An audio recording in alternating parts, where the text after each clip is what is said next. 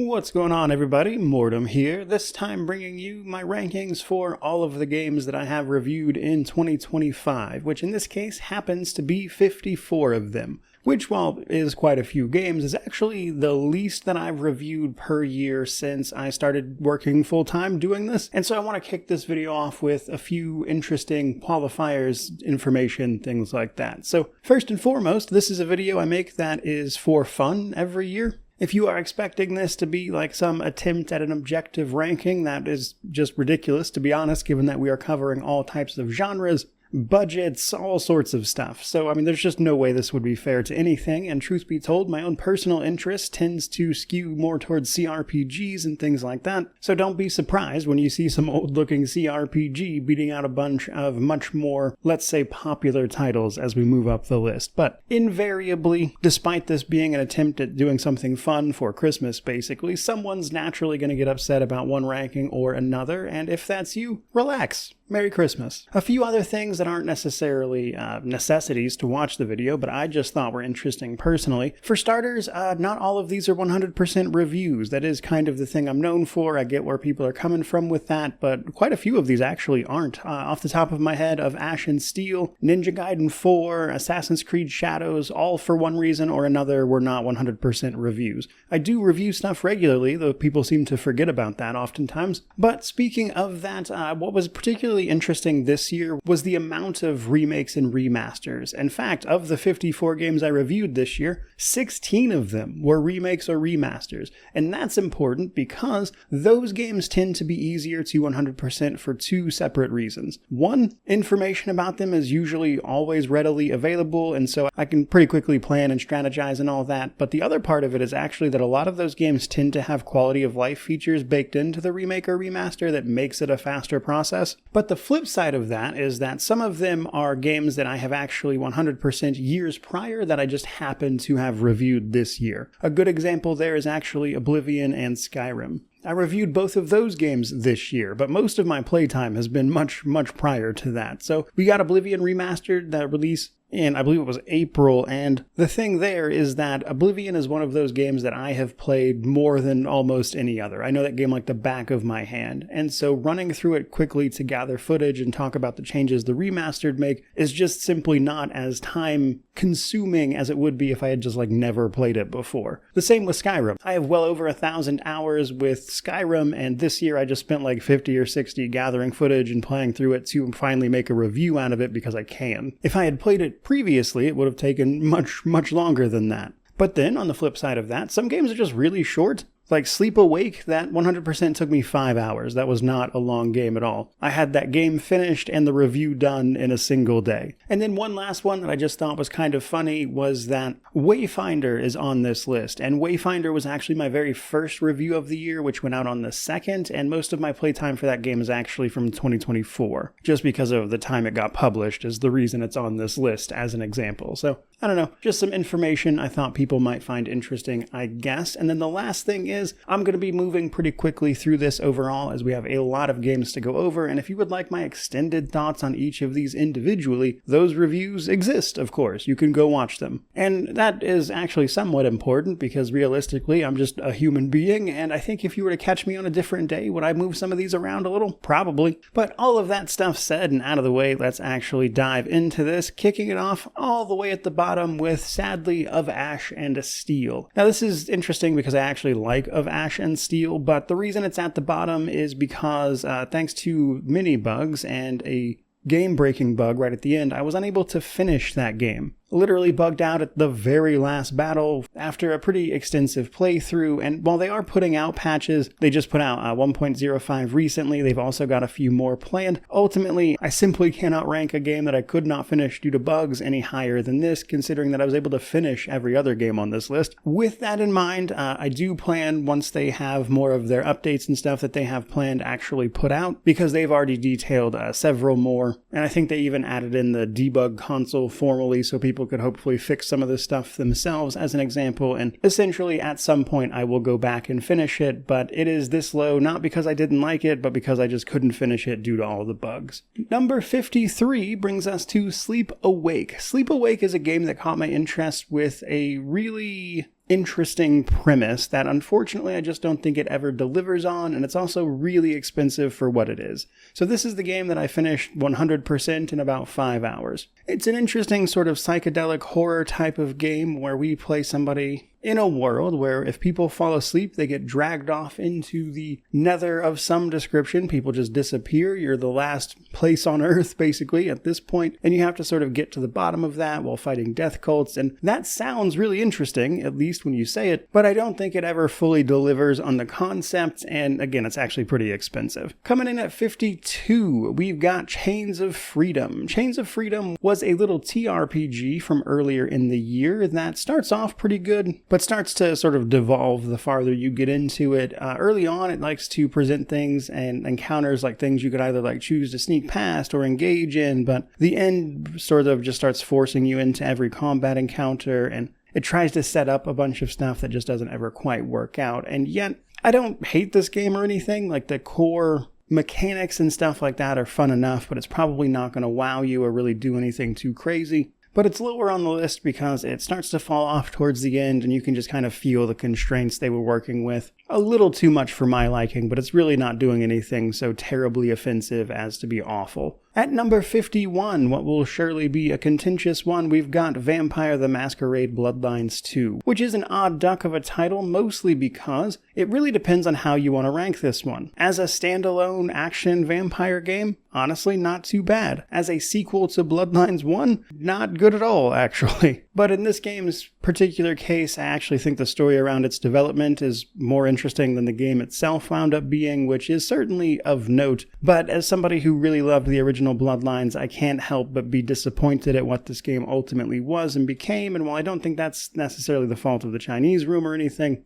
I can't help but just wish it had been more Bloodlines 1, you know? Now, coming in at number 50, what will surely be a hot button topic for a few people is Assassin's Creed Shadows. Assassin's Creed Shadows was odd for me in particular because I had not played an Assassin's Creed game since Assassin's Creed 2, and jumping into Assassin's Creed Shadows all these years later with all the things Ubisoft has been doing, like these microtransactions and how their open worlds and stuff have gotten kind of, let's say, very dense with things that don't necessarily feel related to the core gameplay, it really just wasn't for me. Now, I can appreciate there is actually some solid production quality in there just in terms of how a lot of it works, but the thing that I wanted to do with an Assassin's Creed game was play as Naue, work on these assassinations, and, build up the ability to perform more and more powerful assassinations. And while that was really fun for me, it was just surrounded by so much stuff I wasn't interested in or felt like padded out filler, that type of thing. It just wasn't for me at the end of the day. As a little bit of a spoiler, I am determined to jump into some more Assassin's Creeds, particularly some of the more popular ones, and just kind of see what I think. That's a little spoiler for next year, though, and I'll talk more about that probably in the next week or so. Coming in at number 49, we've got Wayfinder. Wayfinder is ultimately kind of like the bones of a project that was initially meant to be something very different. I don't have the full details because honestly I can't be bothered to look it all up at this point, but basically Wayfinder was meant to be like this MMO or something at some point, but then their publisher ditched them,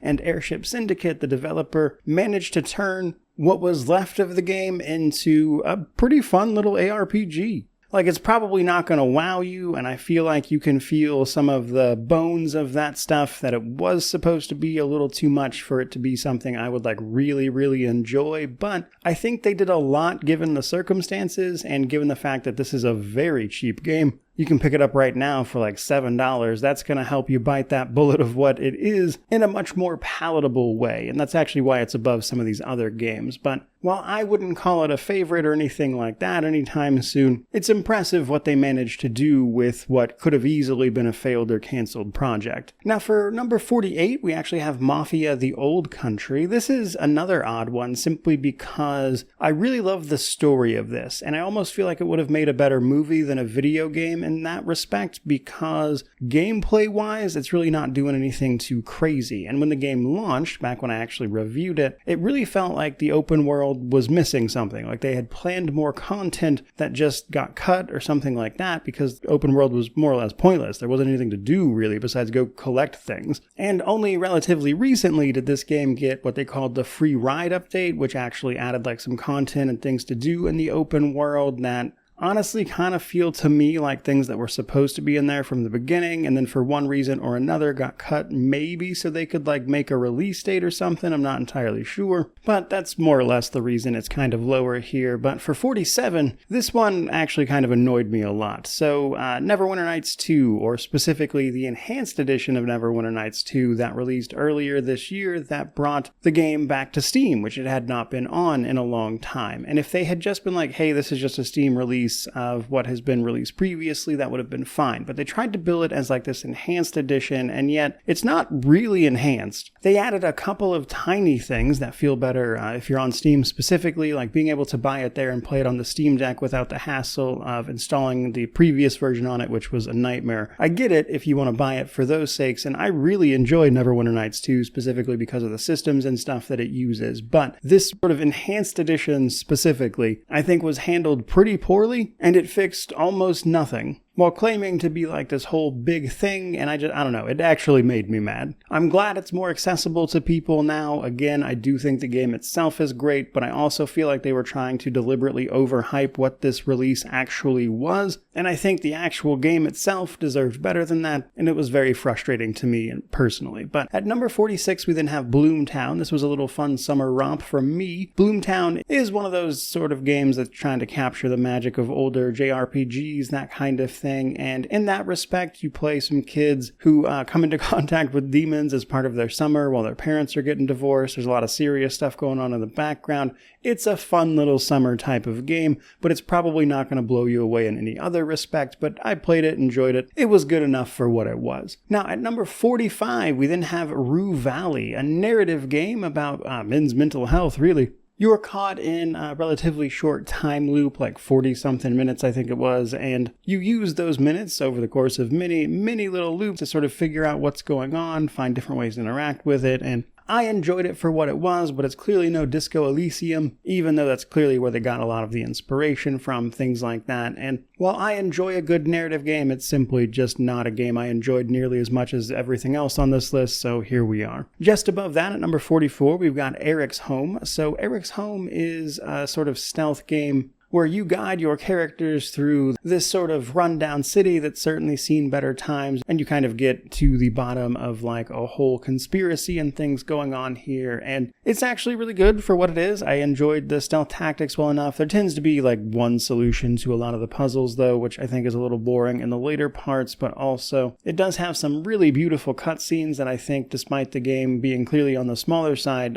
just does some incredible stuff with facial animations in particular. But ultimately, it's just a smaller sort of game that does one thing, and if you don't necessarily enjoy that one thing and you don't like the story or whatever, it's not going to be for everybody, that kind of thing. But while it was enjoyable, just some other stuff I liked more. Such as number 43 with Heretic and Hexen. These saw a remaster and re-release, technically two games in one, but Heretic and Hexen were some really, at the time they were released, important games in terms of like innovation and stuff, but these days, this release is basically a fun look at some older boomer shooters in the vein of things like Doom. And for me, to go back through these after they were released and everything was mostly just a really fun trip down video game history lane, if you will. I really enjoy playing like important older games just to get some of that historical context of what they were. And while I don't pretend to be like some aficionado in terms of what these types of games are, as boomer shooters are the types of games that I usually play just to chill and relax, I enjoyed it. Most everyone else who actually really loves these types of games also loved it, but it just doesn't capture my attention the way bigger RPGs typically would, and that's why it's a little lower here. But coming in at number 42, we've then got Hell Is Us. Hell Is Us is a sort of interesting experimental type of title, which we actually saw another game in a similar vein this year, which we'll get to. But Hell Is Us is a third-person action-adventure, like a Souls-light element to it maybe, but basically we play as a guy who gets back into a country which is seeing like some supernatural occurrences, while also there's a civil war going on, so there's a lot of drama back and forth, and its big hook is that it really doesn't hold your hand and you have to dig into like clues and stuff and figure out where to go next all on your own, that type of thing. And for the most part, it's pretty good. Really, my big complaint for this and why it's not higher is that the combat just isn't quite where it needs to be, I don't think. Combat is very run-of-the-mill, there's extremely little enemy variety, and it just gets really dull and doesn't evolve much past its initial opening hours.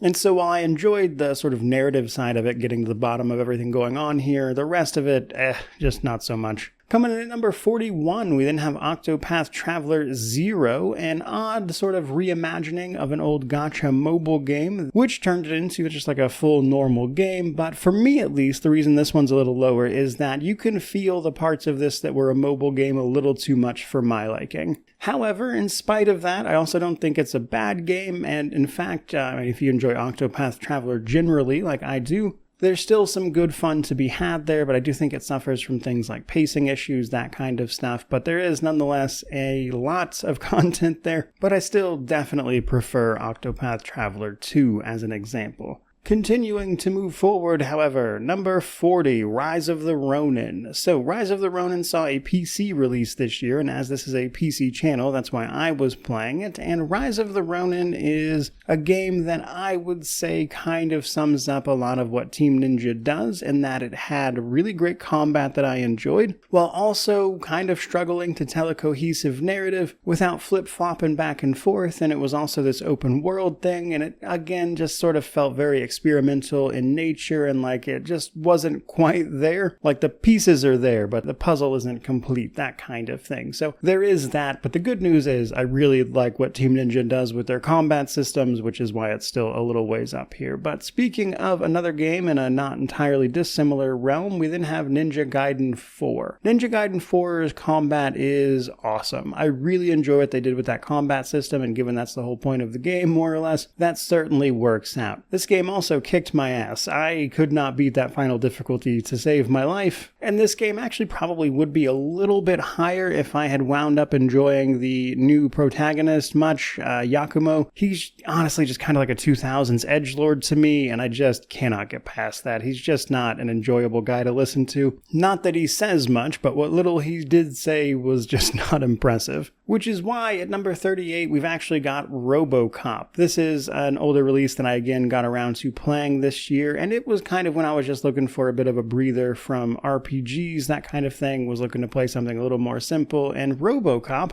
is actually a pretty good game, like surprisingly so. The shooting feels great, it's got this like really chunky feel to everything, and it just is awesome to just get a little over the top with the ultra violence, that type of thing. The investigation parts of it, the non sort of on the rail shooter types of things, are a little less impressive, but even then they do kind of break up the gameplay and stuff. And so after mostly just playing it to see what everybody else was talking about, having heard that it was pretty good, I had a great time with it, to be honest, but it is a little basic at the end of the day. Now at number 37 we have Dying Light the Beast. This is an interesting one because it was sort of a let's take it back to basics moment for Techland after Dying Light 2 and everything, and for the most part I think it worked. I enjoyed Dying Light the Beast, but it's also like not anything we haven't seen before at this point. I did enjoy it more than I enjoyed Dying Light 2, mind you, but it also I don't think like really reinvents the wheel or anything. And at the time I initially played it when it released, it was on the shorter side, but thankfully with some updates that added like New Game Plus, the relatively recent Nightmare mode, things like that. There's some more content in there now even, and if it did more like new stuff, I would probably rate it a little higher, but is what it is, I suppose. But coming in at number 36, we have Dragon Quest 1 and 2's HD 2D Remake. These are another group of games or remakes that I was playing simply because of their historical context. The Dragon Quest series is a huge foundation for JRPGs as a genre. I hadn't really played any of them previously, so them getting these relatively recent remakes and stuff was a convenient way for me to see what they were all about. And while that was fun, and I did enjoy it in that respect, Dragon Quest 1 and 2 in particular are also very old games that are very, let's say, Spartan in their mechanics, and that's something even these remakes can't do too much about without entirely reimagining the experience. And so because of all that,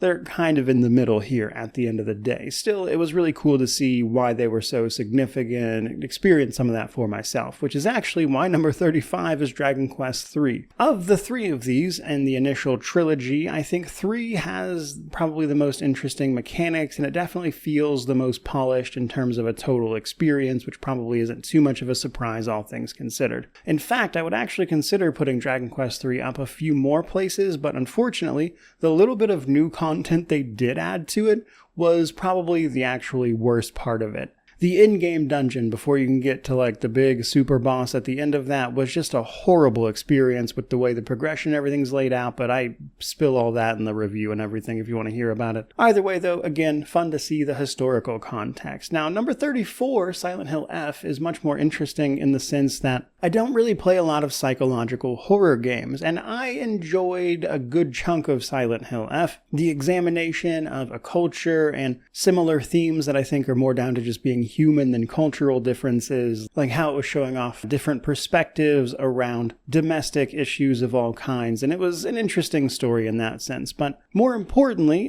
to this particular ranking is that Silent Hill F starts off relatively slow and clunky with its combat, and you're having to fight off all of these enemies that, are much stronger than you, a teenage girl at the end of the day swinging a lead pipe around, and there's a sort of intentional clunkiness to it. And then later on, it becomes like more of a full-blown Souls-like type experience where it just feels very odd, I guess, at the end of the day. And I don't think they really sell that combat transition over the totality of the experience, and that's where it kind of gets a little iffy for me personally. So here we are. But speaking of Souls-like mechanics, at number 33, we've got Wuchang Fallen Feathers, a pretty fun Souls-like that launched earlier this year, back in July. Set in the late Ming Dynasty, we've got to fight our way through the dark and gritty supernatural as we try to get to the bottom of what is going on here, which is a little too complicated for the sake of this overview even, but the core experience of it is pretty good. I will say the overall variety is a bit lacking.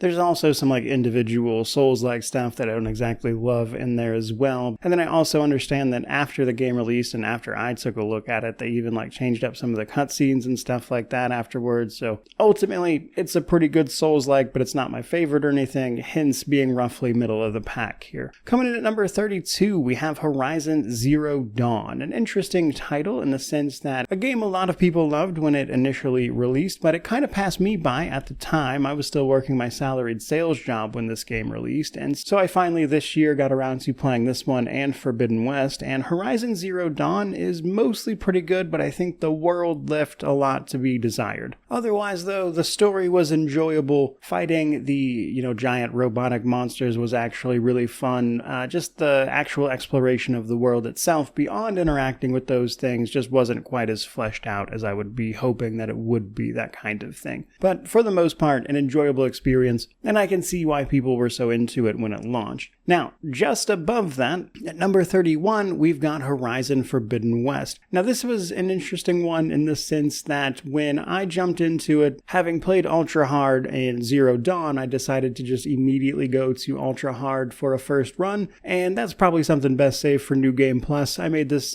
much more of a hassle than it probably should have been, and yet, in spite of that, it was still a really great experience in seeing what they did with subtle combat changes and just the way they changed things up in that regard from Zero Dawn. What they added, expanded, that kind of stuff, and then also just traversing the world and getting to the cultures of these individual tribes did actually answer some of the complaints I had for the original. If anything, I do think there's maybe a little bit too much going on in Forbidden West. I think it gets a little too carried away with the map markers, that kind of thing. But for the most part, it was an enjoyable experience, and I did enjoy it more than I enjoyed the first one, Zero Dawn. However, I will say the story gets maybe a little too zany for me at the end. It sort of starts to veer into a different branch of sci-fi that somehow just feels a little silly. But at number 30, we've got Doom the Dark Ages, another boomer shooter that I mostly played just to have a good time smashing everything to bits, and in that regard, Doom the Dark Ages delivers. Combine that with the interesting changes to, how things work with its melee system, the shield saw, the parries, stuff like that. I really took to the way they handled combat in those systems in this one. I actually had a blast playing through that in particular.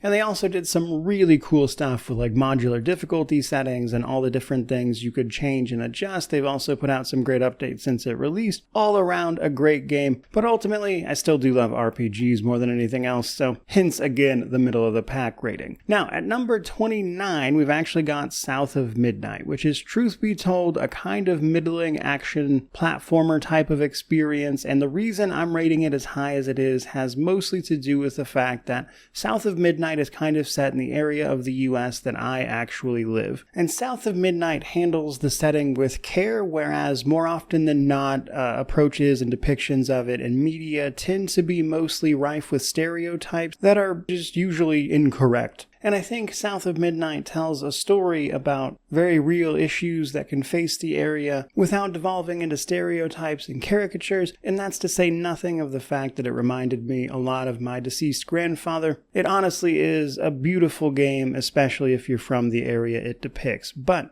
unfortunately, the gameplay also isn't exactly anything to write home about, and that's kind of why it is where it is on the list. But coming in at number 28, we then have Cronos The New Dawn. Cronos is a survival horror title that I honestly had a lot of fun with. I don't play a ton of these types of games, so I was pleasantly surprised to find that I had a really good time with this one. Still not my preferred genre or anything, but I really enjoyed the aesthetics, just the general vibe of all of it, the time travel that doesn't actually get away from itself, things like that. Cronos was a really enjoyable experience. Now that said, it can be a bit challenging, and to that end I believe they're actually planning to address that with a slightly easier difficulty for people in 2026 if you'd like to enjoy it for yourself in the future. And honestly, for a type of game that is not my normal jam, the fact that it got this high up on the list is pretty impressive in its own right, really. But coming in dead center, we actually have Dispatch at number 27. Dispatch is a narrative title that I really enjoyed the writing of right up until the end. Truth be told, this is one of those games that's really more of something like a TV show than a proper video game, so to speak, but what little gameplay is there, like actually dispatching the heroes as part of the superhero team that you are quite literally dispatching, is fun enough. I'd actually like to see something like an endless mode for it. I think that would be a cool addition, but not really necessary either. All told, though, it's a really fun story that unfortunately I do think drops the ball a bit, like right at the finish line, but it's still enjoyable for what it is. I really liked all the characters. But it's kind of in the middle, mostly because I do prefer my video games to have a bit more actual gameplay, and yes, I am well aware that they are following up from Telltale Games, who also had a series that was relatively similar in its structure and style. You're not telling me anything I don't know. I would tell you the exact same thing about all of those games. I prefer them to have a bit more actual gameplay. But nonetheless, it was a really great story that I enjoyed and had a lot of fun with. So, coming in at the top half, we're going to start off with Final Fantasy VII Intergrade, the first part of the Final Fantasy VII remakes that I finally got around to playing this year. I believe it was Rebirth that came to PC at the very beginning of 2025. At any rate, Square Enix wound up sending me review keys for the PC version of both of these games, and I had been wanting to look at them for quite some time, and this just seemed like a convenient time to do it. And given that Final Fantasy VII was like the first ever RPG that I beat on my own, I had, a lot of fond memories of it, but most of them were quite old. And in that sense, I think what I enjoyed the most about these remakes is actually that they are not carbon copies of the original, and that they actually try to mix things up and do a few different things here, expand on stuff, and it has added this sort of element of like not knowing exactly what was new and, having to like look up exactly what was changed because my memory's a little shoddy. I don't exactly remember every detail of a game I beat when I was 7. But the sort of like mix and match of my memory versus what this new game did and changed, things like that, was a lot of fun for me personally. I actually enjoyed it more because of that. Kept me a little more engaged, I guess you could say. But my problem with both this one and Rebirth, really, but this one in particular, is that it covers a relatively small part of the original game, the Midgar portion, the intro, basically. And while it does add a bit to that to try to go in depth on some of the other side characters and stuff, you can definitely tell they were like padding it out to hit that game time because there wasn't quite enough there to really stretch it into a full game on its own, I would say. But barring that, it was a lot of fun. So there is certainly that. And just above that, at number 25, we have Final Fantasy VII Rebirth. And if I thought the first game had a bit of filler, oh boy was I not ready for Rebirth. Rebirth is absolutely chock full of side content and fan service, and while a lot of it is fun, it gets a little carried away with it, to be honest. Which I was hardly the only person to complain about, because what little they've said about the upcoming final third portion of the Final Fantasy VII remakes, that is apparently something they're going to be working on, which is reining it in a little. Now, on the bright side,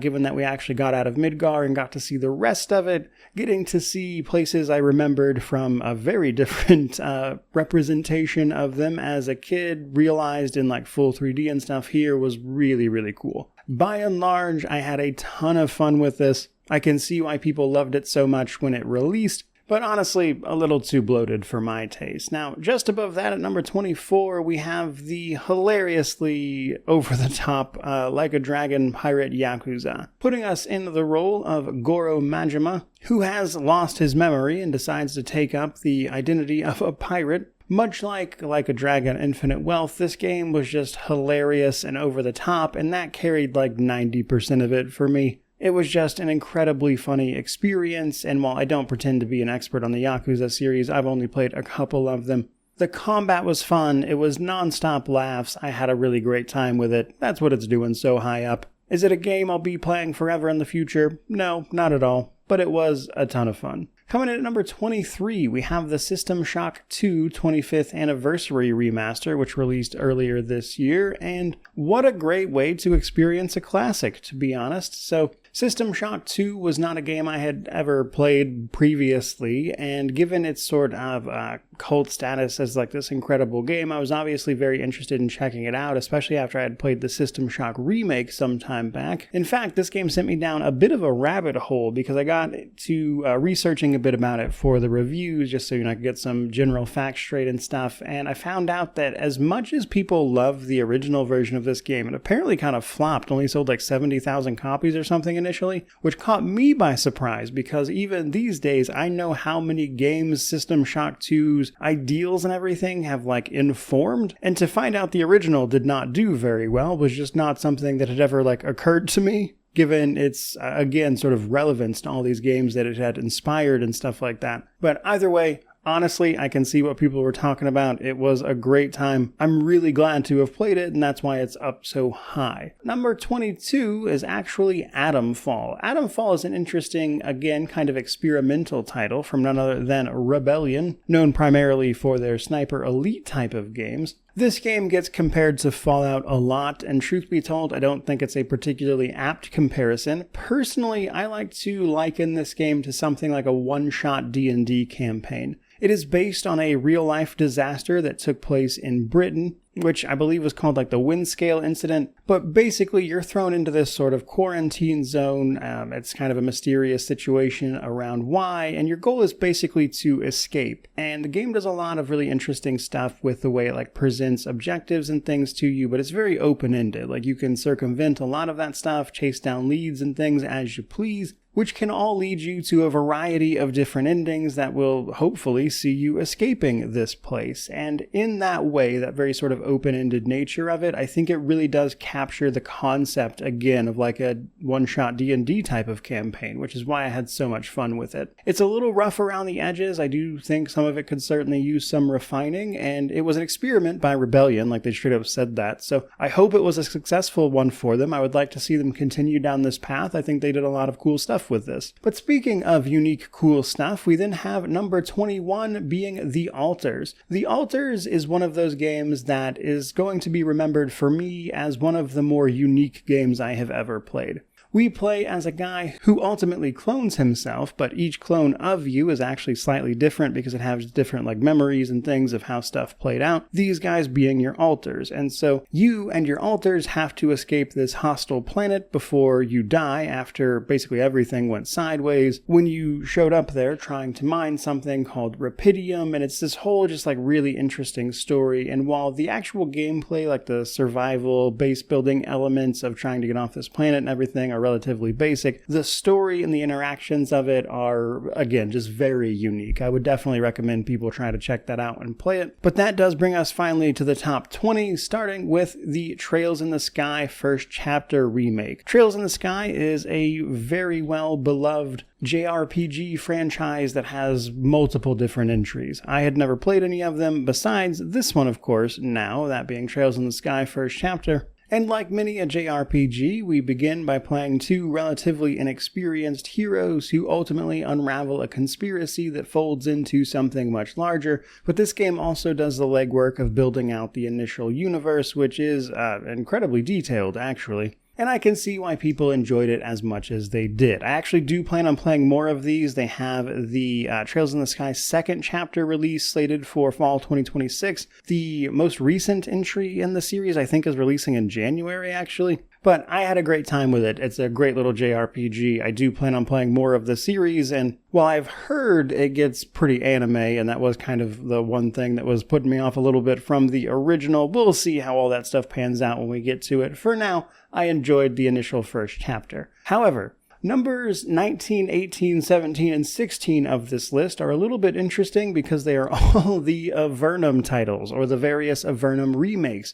Now, Avernum 4, Greed and Glory, is a game I backed on Kickstarter and planned to cover this year, but I knew it was the fourth part and fourth remake in the broader Avernum series, which encompasses 6 main games, and then there's a bunch of like remakes of remakes things going on here. But long story short, I needed to play 1, 2, and 3, or at least I wanted to play 1, 2, and 3 to get ready for the release of 4, which also happened this year. And these are all very old school CRPGs, which if you're familiar with the channel is absolutely my jam. The reason these guys are all grouped up together is that the Avernum series, being from indie developer Spiderweb Software, they don't like evolve a ton mechanically over the course of them. Things do change, mind you. There are subtle differences between each that I would recommend you watch the reviews to get the details of. However, the main thing that sets a lot of these apart is the story, and for that reason, just to sort of quickly run through them, my least favorite was 4, followed by the second game, then the third one, and then at number 16 we have the first one. The first one is ultimately in the top spot because I think it does just such an interesting job of setting up the core premise of the Avernum caverns, where criminals are initially thrown down here by a tyrannical empire that uses it as a convenient place to dump people, but then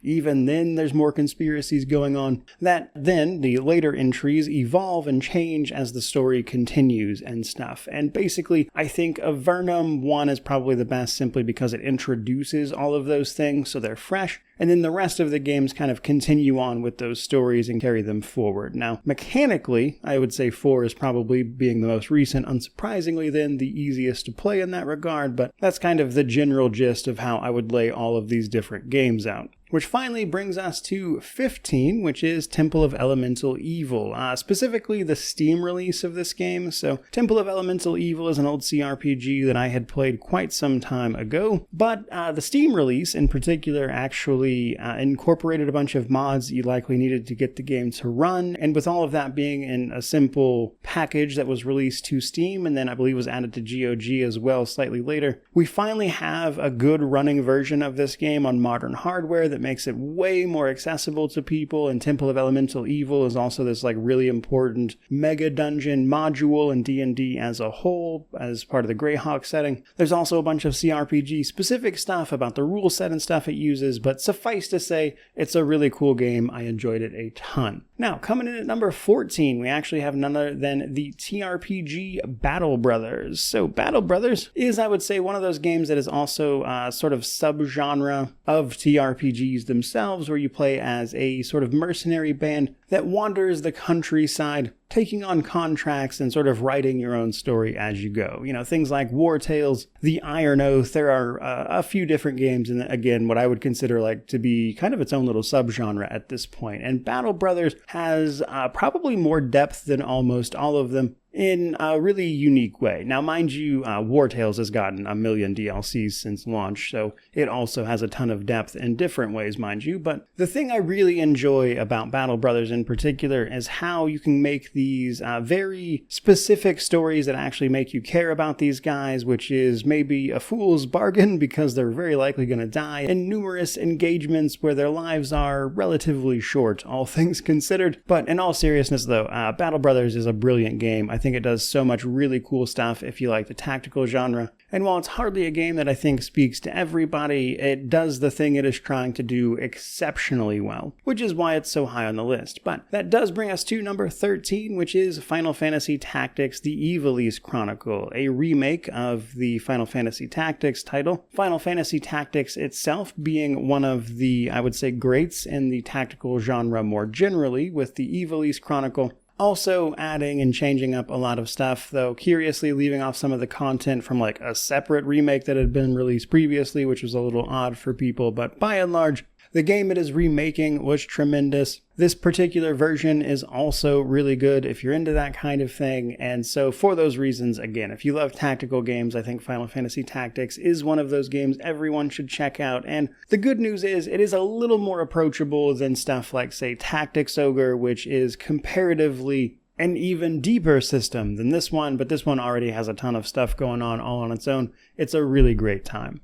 But we're not done yet, because coming into number 12 here, we've got The Necromancer's Tale. The Necromancer's Tale is a fantastic little indie game that released, of course, in 2025, but it puts us in the role of a necromancer, if you'd believe it, except the catch here being that you don't start as one, but rather you become one. You start the journey of becoming a necromancer over the course of the game. And it's another game that is like extremely niche in the thing that it is trying to do, but it crushes that thing. Now, it's a relatively small title, obviously, don't expect like an extreme level of polish or anything, but if that's not the kind of thing that bothers you and you're into games like this, The Necromancer's Tale is a fantastic little CRPG that is relatively unique. I think the only game that really tries to do what this game does, even in any context, is Pathfinder Wrath of the Righteous with its Lich Mythic Path, and even then, that's just one small part of that game, whereas this is like the focus here. So, very cool if you're into it. I would recommend you check it out if that at all sounds interesting to you. But coming in at number 11, we actually have a bit of an odd one, which is The Elder Scrolls Daggerfall. Now, I had played The Elder Scrolls Daggerfall previously. I was relatively familiar with its mechanics and stuff, but I had never actually finished the game at any point, which is easier than you might believe to do, because the story of Daggerfall is difficult to get to the bottom of in a strange way. So there's a variety of ways to fail the main quest, if you even see it at all, mind you, due to just all sorts of stuff about Daggerfall. And yet, it's actually a really good but poorly told story on that front. However, the coolest thing about Daggerfall to me is that all of these years later, there really just isn't anything quite like it to this day. And while there is the attempted follow-up coming up with the Wayward Realms that's still being worked on, we don't have dates for anything like that anytime soon. And then, how successful it winds up being, we'll certainly see. But as of right now, Daggerfall really is kind of in a league of its own, because no other game has truly tried to do what it does, I feel like. Which is why it's so high on the list, ultimately. Combine that with the Daggerfall Unity version, which makes it much, much easier to play than the very buggy original, mind you. I realize Daggerfall might not be much to look at these days, but if that doesn't bother you, there is a tremendous game under there. It really is something else. But finally cracking the top 10, we then have Vampire the Masquerade Bloodlines 1. I am a really big fan of the original Bloodlines. I really enjoy the World of Darkness as a whole. And yet, all of these years later, I think the best video game they have managed to produce is actually Vampire the Masquerade Bloodlines, which has a long history of its, very buggy initial release that didn't sell super well. It released the same day as like Half-Life 2, and then over the years, the unofficial patch has evolved and changed and taken different forms, and these days, it's honestly a pretty beloved classic. Since it released on Steam way back when, it's actually sold cumulatively like over 1 million copies at this point, so it's strange to call it a cult classic at this particular juncture, but that is usually what it gets called nonetheless. While it is a game that people tend to look at with a bit of nostalgia glasses, there really is a fantastic RPG under there. It has its weak spots that even the unofficial patches can't really do anything about. However, I really do think this is one of those games where if you like RPGs at all, you should probably experience this for yourself at some point, because, well, at the end of the day, there's a reason it stays installed on my computer. But coming into the top 10 here, at number 9, we actually have The Outer Worlds 2, which I think does a fantastic job of improving on the original Outer Worlds while still retaining the stuff that was a lot of fun. Now,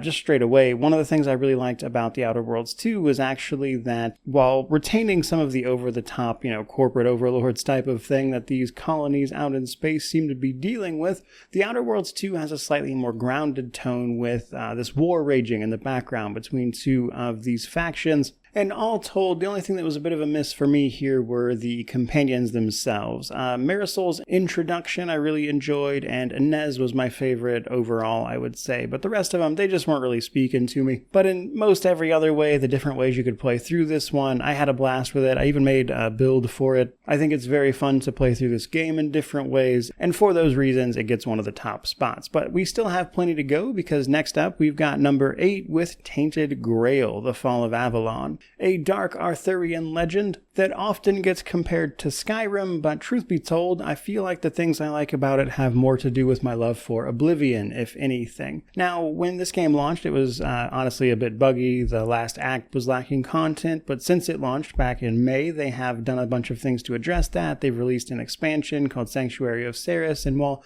it's hardly a perfect game, mind you, it's still certainly janky and weird in places. It's also the type of game and experience that just really speaks to me personally, which is ultimately what it's doing so high up on the list. However, just above it at number 7, we actually have Avowed. So I think Avowed is actually similar gameplay-wise to what Tainted Grail is trying to do in many respects, but they are still nonetheless a bit different. But ultimately, the reason Avowed is a bit higher here for me is that I really love the universe that's set in. Pillars of Eternity. I've made a whole bunch of lore videos about it, talking about it. I'm really hoping to wind up making a Pillars 3, and given this is actually set a bit after Pillars 2 and does a great job of advancing like the lore and stuff and adding in some more contextual information, I really enjoyed it in that regard. In fact, for its anniversary, I believe it's getting like a New Game Plus update, and I'll probably run through again then just to have some more fun with it. But really, I just love the world of Aora, and I think seeing it realized in the genre shift from CRPGs to the big 3D space that it was in Avowed was really cool, especially with the setting of the Living Lands in particular. Keeping it moving, however, at number 6, we've got none other than Skyrim, which I finally got around to reviewing this year just because I hadn't and decided to, do it. Skyrim is interesting in the sense that it definitely shows its age these days, especially if you're not using mods. For a review, obviously, I'm not going to use too many mods. I try not to get carried away with that kind of thing generally without giving the proper context, but Skyrim is a fantastic game. There's a reason it gets all the praise it does, but ultimately it is an older game that is showing its age, for sure. And while I could certainly sit here and talk about some of its faults in my eyes, reality is that wouldn't change the fact that Skyrim is fantastic. It is easily one of my most played single-player games, and while I would hardly call it my favorite game these days, truth be told, that still goes to Oblivion in terms of the Elder Scrolls, I will say that not terribly unlike Daggerfall itself, there really aren't that many games actually successfully doing what Skyrim does. I would say there are certainly games that have tried, but none of them have really succeeded all that much. And ultimately, I still have a ton of fun with it, so that's why it's up here on the list. Finally, breaching the top 5, we then have number 5 with Clair Obscure Expedition 33, a incredibly well-told game that released earlier this year, and actually won the Big Game of the Year award, of course, only a couple of weeks ago. But ultimately, for me, the story of this game is just fantastically told. I love what they did with it. I love the fact that even all these months later, I'm still thinking about the differences between the two endings and the very human way they represented those and the sort of pros and cons of each, I guess you could call it. I don't necessarily think there's an overall right answer so much as there is a right answer for the individual experiencing the game, which is what makes it such a memorable ending. Now, I still stand by what I said in my initial review for it, which is that I don't think the combat is going to be for everybody, mind you. It does some interesting things in that regard that are hardly new, mind you. We have seen things like that in plenty of other games in that genre, actually. But either way, it's a great game. There's a good reason it won Game of the Year award. And while it's not my personal Game of the Year, I can see why it won. The story was especially moving. However, there are some games I reviewed that I enjoyed even more than that, starting with number 4, The First Berserker Kazan, a Souls-like that released earlier this year that honestly kind of blew me away. I've played a fair few Souls-likes. You kind of get the gist of them after a few, and while I enjoy them for what they are, I was not expecting how much I wound up enjoying this one. I think it makes great subtle changes to the overall formula that are kind of ingenious in their implementation, like the way it handles earning experience from failed boss attempts. I also think the combat is really great, and the many times that I died from bosses never left me feeling like the situation was unfair or like I would have to resort to cheese tactics, anything like that. And that's saying something because they actually nerfed a couple of these bosses afterwards, but I think they just really nailed that tightrope, at least for me, of making bosses that are challenging but also felt extremely fair. Pretty much every time I died to a boss, I was like, oh yeah, I messed this thing up and that's what I could practice to improve upon, that kind of thing, in addition to just like leveling up. And it was just a really rewarding feeling when I actually did beat the bosses, and that's always something you hear about with Souls-likes in particular, but Kazan is the first Souls-like to give me that feeling in a very long time. Like I said, I've played quite a few of them, but for all of those reasons, I really did just have a blast playing that one. Easily one of my favorites of the year, obviously. Now, coming in at number 3, we have a bit of an older title, and it is actually Final Fantasy XII The Zodiac Age. I've talked many times previously about how Final Fantasy XII is one of my favorite games of all time because of the time in which I played it. I used to play this with my adopted father after being homeless as a teenager. It was something we really bonded over. I also just happened to really love the setting of Ivalice, the characters of this one even. Balthier is one of my favorite characters of any game ever. And while I am well aware Final Fantasy XII itself is a little polarizing with people, I personally loved it. It was a fantastic time to go back and experience it again via a version I had actually never played, which is the Zodiac Age. And while I wouldn't say that particular version is better or worse, it's mostly just different. I had so much fun going back through this and just kind of reliving old memories with it, and while, that nostalgia and stuff is absolutely pushing this a little higher than it would probably be for most people, I'm okay with that. I loved experiencing this, that's why it's so high. Coming in at number 2, however, we actually have none other than Oblivion Remastered. Another game I have an intense love for is The Elder Scrolls IV Oblivion. In fact, about a year prior to the remastered version releasing, I did like a big retrospective on the original, and I talked in that review towards the end of it about what that game meant to me personally. And you can go watch it. I'm not going to recount it here if you want to hear about it, but imagine my surprise when not even a year later we get this big reveal of the remastered version. And as I've expressed a few times here and there in a couple of videos, the remastered version of this game is like if somebody questioned me specifically about what I would have liked to have seen changed and then made it a reality. I really think they nailed it. And I realize the performance isn't where everybody wants it to be, but I didn't have substantial issues with that. So I mostly just got to experience this great fresh version of something I already really loved that also wasn't attached to a bunch of painful memories for me. So all told, I couldn't have asked for more. An incredible game for me personally. But it's not quite the top spot.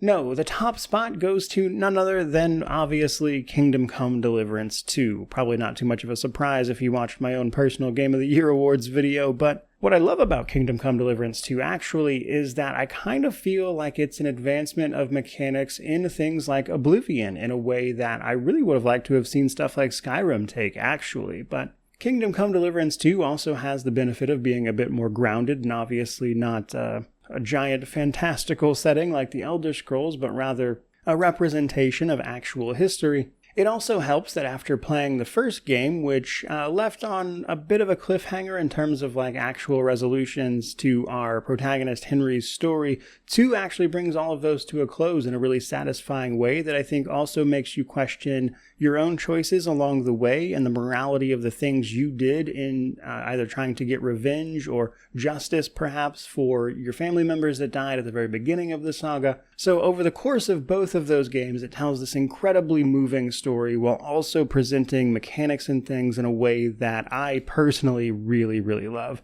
And while I will also admit that I think the DLC, while good, wasn't exactly what I was hoping for, it is nonetheless my favorite game of the year by far. It is the game I played the most by a pretty large margin, actually, which is why it was my favorite of the year by far. So that is actually going to do it for our 2025 rankings here. I certainly hope you enjoyed the video. Maybe you'll like, comment, subscribe, and stick around for a 2026 ranking video around this time next year. But either way, that's pretty much where we're going to wrap it up. So if you'd like to, by all means, let me know your own rankings down in the comment section below. But regardless of any of that, truly, just thank you so much for watching. Merry Christmas, Happy Holidays, may you wander in wisdom, and have an amazing day.